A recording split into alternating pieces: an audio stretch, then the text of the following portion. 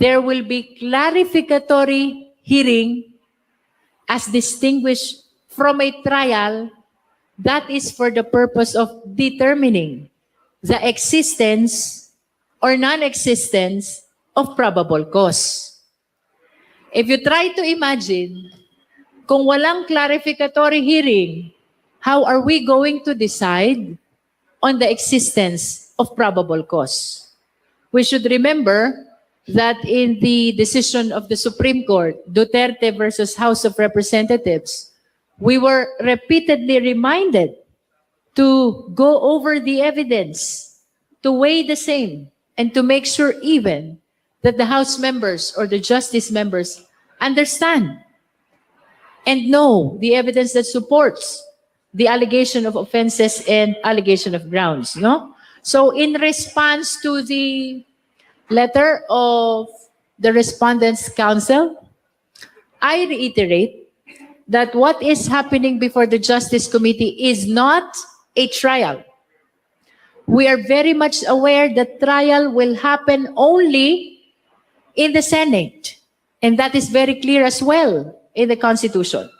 What is happening before the Justice Committee is a preliminary investigation where there is clarificatory hearing to aid the justice members in the determination of the existence of probable cause. There's actually a big difference between the proceeding in the Senate and the proceeding before the Justice Committee. Remember, our parameter here is probable cause only, which simply means a justification to be able to proceed to trial. Doon sa trial, which happens in the Senate, what they determine is the guilt or the innocence of the respondent.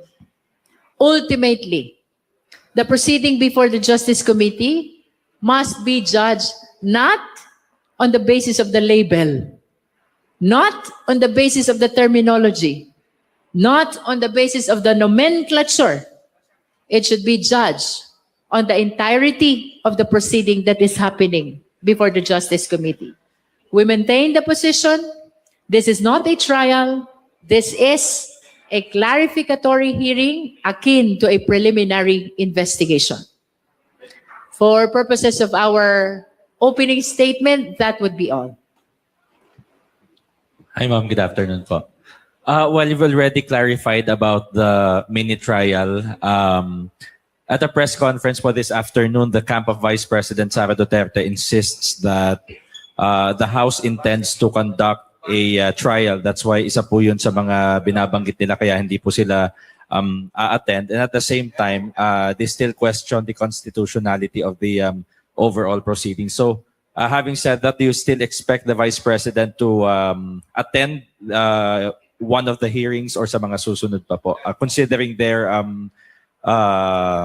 position? Well, it's hard really to preempt what will be the mindset or the position of the Vice President on the subsequent hearings.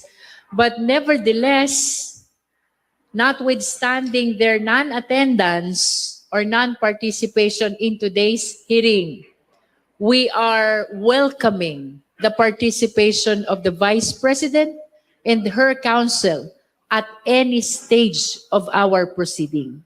As a matter of fact, ito yung matagal nang hinihintay ng taong bayan. Ang kasagutan sa mga alegasyon ng confidential fund, threat, at unexplained wealth. The people are waiting since 2024, and we are really hoping in the Justice Committee that the Vice President will participate and take advantage of this opportunity to answer all the allegations against her. Yung kay Ramil Madriaga po, for clarification lang po. So what happens po? Ano po yung magiging process ng pagdadala sa kanya dito sa House? Kung sa April 14 ay ina-expect po na mapapakinggan na po yung testimonya po niya.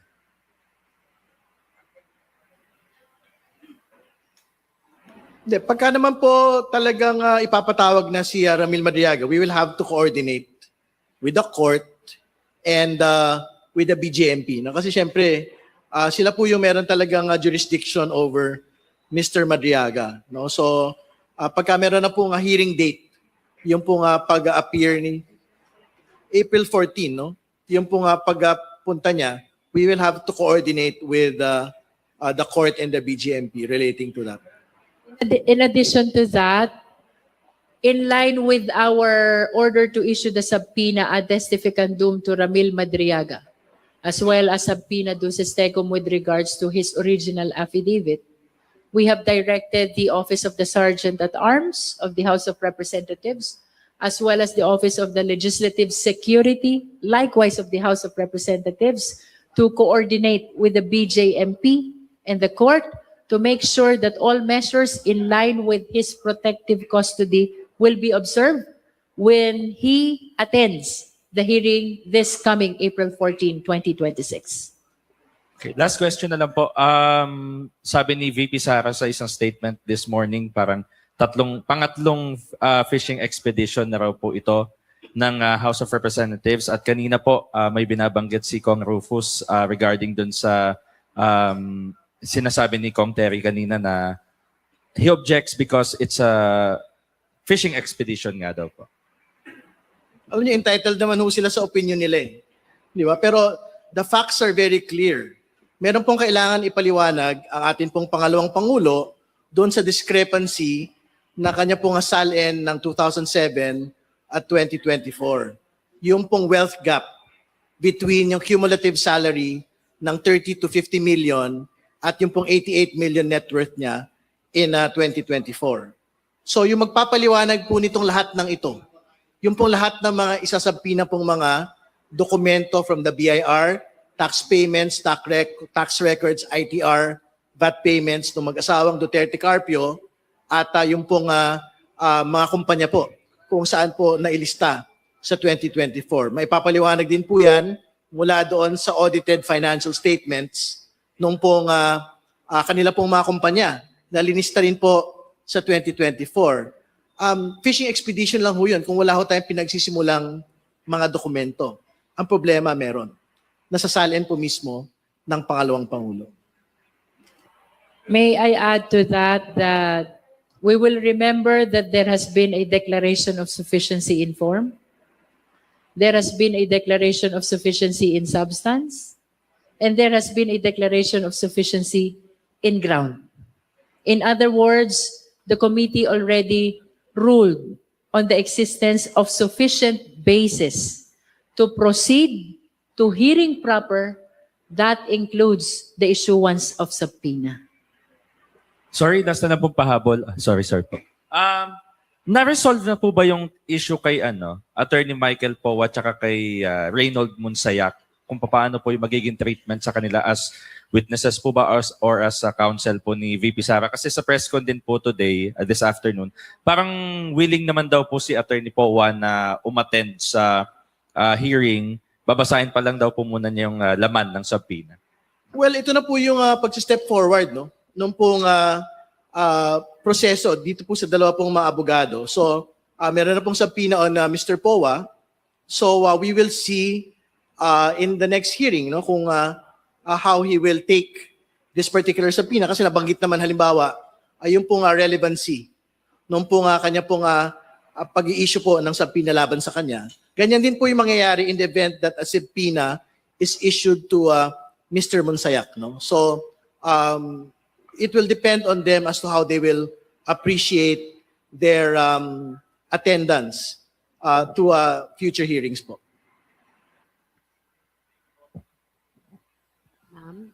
Sorry. Sige.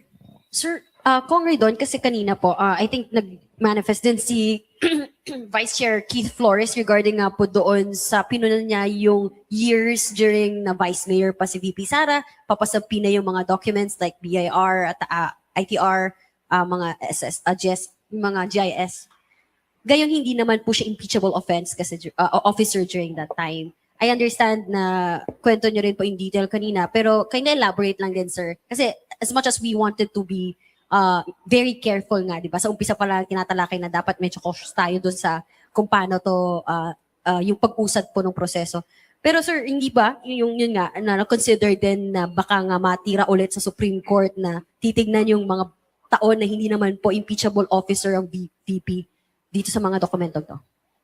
Well, clear ho yung relevancy ng mga taon from 2007 to 2024, no? Kasi doon ho yung pagkakumpara at paghambing noon po nga paglaki po ng yaman. At doon po din manggagaling yung po nga pagpapaliwanag kung explainable or unexplainable wealth po ba ito. Kumbaga, we cannot simply rely on existing years, no, from 2022 to date para ho maipakita ito pong pattern na ito. Kasi in the first place, ang paliwanag naman po ng mga supporters po ng pangalawang Pangulo, yung pong kanyang current na kayamanan ay iniluluwal hindi lamang ng kanyang sahod, kundi ng kanila pong mga negosyo, katulad ng ice plant, at nung kanila pong trabaho bilang mga abogado. So, very important ho yung tie. Meron pong tie to the current years Hindi ba? Ng 2022 to 2024. No? So, I don't think magmamatter po yung binabanggit na previous to 2022, hindi po dapat siya kasama. Kasi nga, what we would want to be able to establish is the actual pattern and the actual year-on-year growth, no, of all of these financial documents. And we would want to be able to see it. Pwede ho yan kung we are tying them only for impeachment relating to 2007 to 2022. Talagang wala ho tayong pag-usapan doon. But we are talking about an actually existing SALN for 2023 and 2024. So, doon ho manggagaling yung pagbabatayan ng pong look back going to 2007. Good afternoon po. Question lang po, kasi dun sa original na letter ni Congressman Jokno, meron po siya dong request for subpoena sa AMLC certification na walang kinalaman yung walang suspicious transaction involving the accounts of the Vice President, her husband, and even former President Duterte. Nandun po sa letter niya.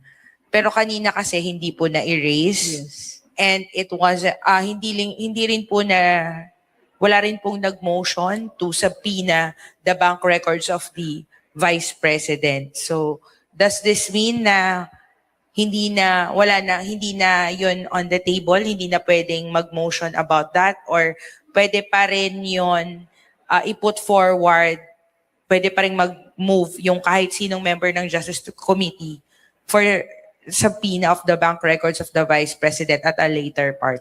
Since the request is not withdrawn as well, then I must say that the request is continuing.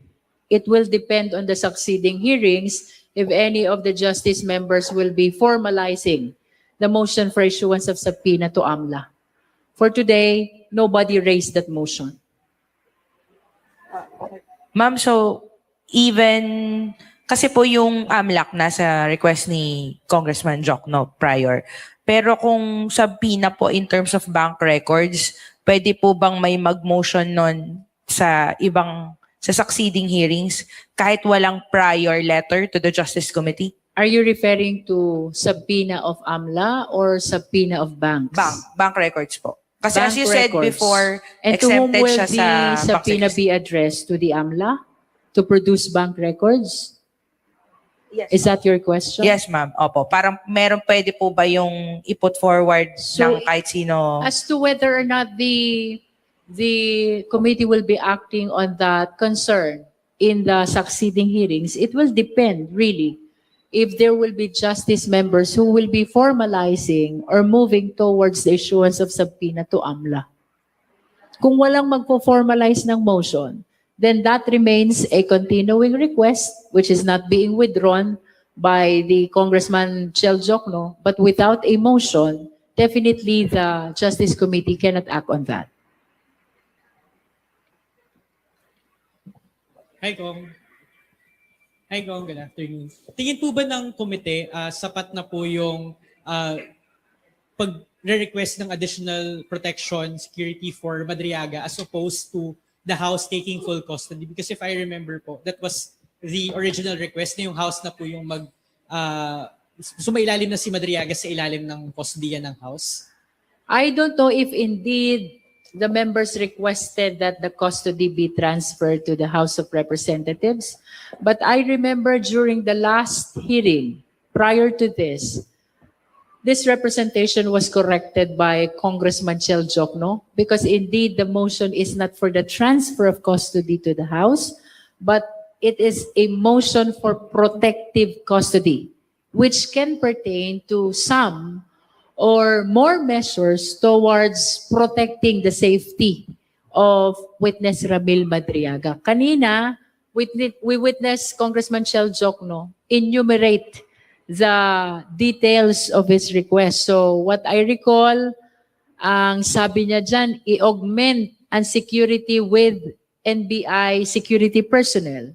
Second, to ensure the safety of his transport in attending hearings before the Justice Committee. And the third is to make sure that secured yung kanyang detention place while this hearing is ongoing. So these are the three specific concerns of Congressman Chel Jokno, which he requested to be addressed. He moved to be addressed in his motion for protective custody, and which, as you witnessed, the Justice Committee acted on favorably. But do you think po, Congresswoman, is it sufficient for now, or are we not ruling out the possibility na yung House ay si Madriaga sasailalim na lang fully in the future sa kustodiya ng The House? committee can actually act depending on the motions which are being raised. And since no one raised the motion for transfer of custody, wala tayong tinalakay na ganyan. As to sufficiency, I think naman reasonably sufficient yung mga ni-request ni Congressman Jokno about making sure that protective custody is provided to witness Ramil Madriaga. Related naman, on another topic naman po, patungkol po doon sa label na mini trial, because we saw Vice President Sara's statement and she sort of like siguro weaponized the use of that word phrase. And I remember po last week kayo po yung isa mga nagbanggit noong salitang yon, nung label na yon. Do you still stand by that label categorization to refer to what is happening to here in the House of Representatives, or do you sort of like regret that given na ginagamit po ito ng kampo ni VP Sara? For purposes of accuracy, no, the use of mini trial in the past interviews was only to guide the viewing public in distinguishing the proceeding before the Justice Committee with the trial, which will happen in the Senate. Again, to be very accurate, what is happening in the Justice Committee is akin to a preliminary investigation in which there should be a clarificatory hearing where the justice members will raise question for the purpose of guiding them in the determination of probable cause, no? Kung walang clarificatory hearing, kung hindi magtatanong ang mga justice members, ang tanong ko naman sa inyo, paano kaya i-determine ng justice members ang existence or non-existence of probable cause? So kayo, Kong, you wouldn't shy away from using it just to guide the public pa rin of what is happening in the House? Of course, because the intention only in using that terminology is to make it better understandable on the part of the viewing public that this is different from the trial that is happening in the Senate. So no regrets, Kong? No regrets. And finally po, sa pahayag kasi ni VP Sara, I think today, she's sort of like framing what is happening in the House as bakit nagfo-focus yung House dito sa political matter na ito as opposed to gut issues that are happening in the country. Can the House Justice Committee lang po siguro articulate further why this impeachment proceeding is important despite yung nararanasan ng mga publiko, mga gut issues na kinakaharap nila? Well, una sa lahat, hindi lang naman na gut issues yung mahalaga eh. Katulad ng sinabi ng ilang mga senador nung nagdaan pong impeachment, hindi lang naman yung pagkain, kalusugan at ang mahalaga sa taong bayan. Mahalaga rin po yung pananagutan, mahalaga rin po yung katarungan. Nakakain ba yun? Hindi. Pero mahalaga sa tao yun. Di ba? At hindi rin ho totoo. Katulad ng binanggit ho ng ating pong chair kanina na wala hong focus doon sa krisis ang Kongreso. Yung pong passage po ng excise taxes removal, suspension, nagawa po ito ng Kongreso within the span of 2 weeks. No? At for the signing of the President na po ito. At the same time, na tumatakbo po yung accountability mechanisms ng House Justice Committee na ipagsabay po ito sa economic relief measures po ng Kongreso sa kabuuan. So, hindi po yung totoo na dito lang kami nakafocus sa politika, sa pagpapanagot, kasi ang totoo, kahit sa mga pang-ekonomikong mga usapin, tumindig po yung Kongreso para dito. Thank you po. Good afternoon Ay. po. Sige, go.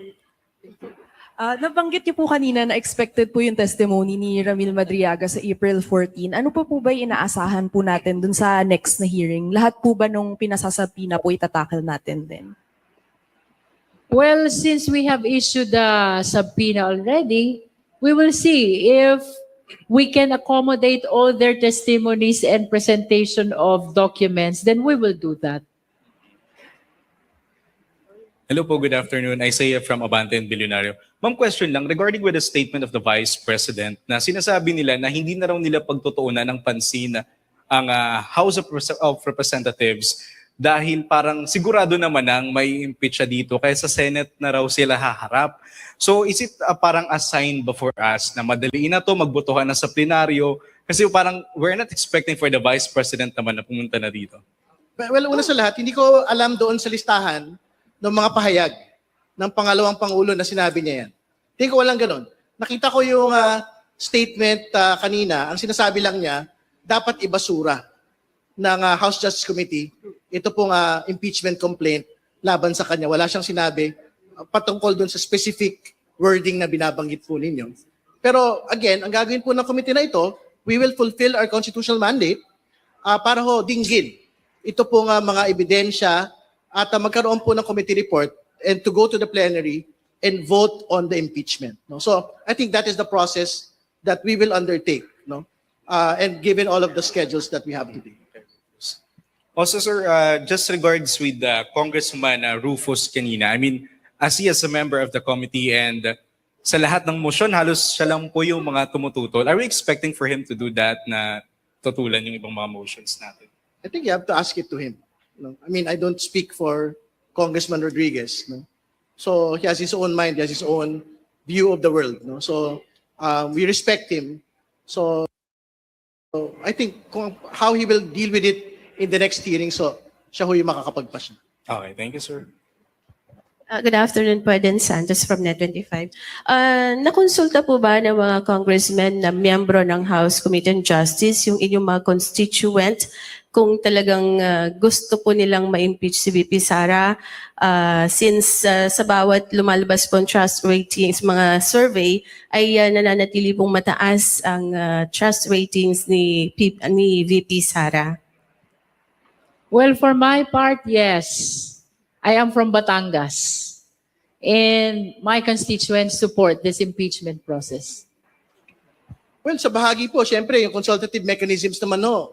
Merong tumututol, meron din pong hindi tumututol, no? Dito po sa impeachment proceedings po na ito. Pero balikan ho natin yung Pulse Asia Survey on distrust against the Vice President. Ang pinakamataas pong porsyento ron, ang nakalagay ho doon, corruption allegations against the Vice President. So, Tico, yun ang pinaghuhugutan nung pong mga constituencies po na sumusuporta ho dito sa impeachment. I think they would want to see some closure on the matter of confidential funds, unexplained wealth, and the death threat against the President. Another question po. Bakit po hindi inaalaw or may limitations po yung participation ng mga legal counsel ni Vice President Sara Duterte dito sa mini trial or clarificatory hearing para mas makatulong po na ma-determine yung probable cause kung maririnig din po yung side ng mga ng kampo ni VP Sara through her lawyers po. If we allow that to happen, then that will be a trial. But since this is a preliminary investigation, as stated during the the hearing this morning, the participation of their lawyer is limited to the assistance, which will be given during the hearing, submission of memorandum, pleadings, and other documents, and propounding of questions through the chairperson of the Justice Committee. No? Ulitin natin yon. If we allow the raising of questions to the lawyers, not just of the respondent, but even of the complainant, then that will be tantamount to hearing. Because that is one thing that distinguishes a trial from the clarificatory hearing. No? And since this is akin to a preliminary investigation only, the questions actually must come from the prosecutors, who in this case are the justice members. But nevertheless, in pursuit of due process, we allowed this morning the lawyers of the respondent and the lawyers of the other parties to propound questions. However, they will be coursed through the presiding officer. Medyo ano lang po para sana mas makatulong na mas mabilis ninyong ma-determine yung probable cause sa pamagitan po ng presentation of evidence, facts ng complainant at saka nung respondent. Well, let us be reminded that clarificatory hearing for the purpose of determining probable cause is entirely different from the trial which will happen in the Senate, no? Let us remember that the proceeding before the Justice Committee is intended only for the determination of probable cause, described as a justification for us to proceed to trial, no? So come May po, meron na tayong recommendation or pagbobotohan na po ito sa plenary and iaakit na sa Senate. We cannot tell yet. It will depend on the progress of the presentation of evidence of both parties, not just the complainant, because we continue to open the hearing for presentation of evidence of the respondent. Okay, thank you.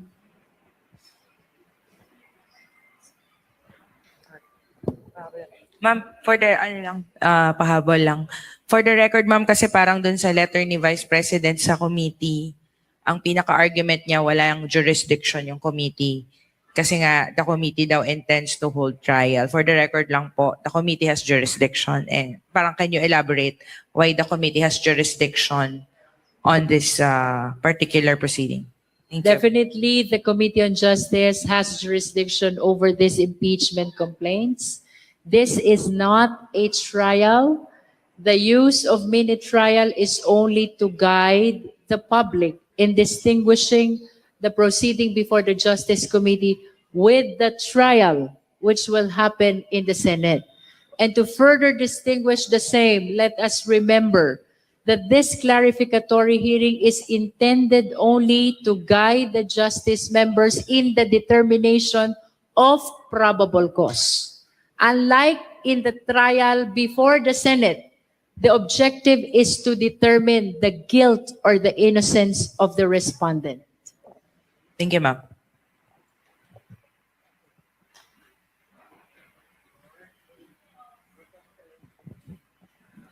Good afternoon po, Rafi Tima from GMA7. Para lang po mas malinaw palalo, since laging binabanggit na clarificatory lang itong hearing na ito at yung guilt ay didetermine sa Senate, is it safe to say na mas mababa yung bar dito sa mini-hearing or sa probable cause compared dun sa Senado? Para po sa mga nagko-question na naghahanap ng ebidensya dito pa lamang po sa inyong mini-hearing. That is correct, no? Dito sa clarificatory hearing before the Justice Committee, probable cause ang pinag-uusapan. Although I stated in my opening statement that this is different from the probable cause as defined in the criminal prosecution. To simplify, by probable cause in impeachment proceedings, it is the justification for us to be able to proceed to trial. No? Doon sa trial, of course, the amount of evidence would be higher because we will be determining already the guilt or the innocence of the respondent. But in both cases, it will be the conscience vote of the justice members for the purpose of clarificatory hearing and of the senators for the purpose of the impeachment trial.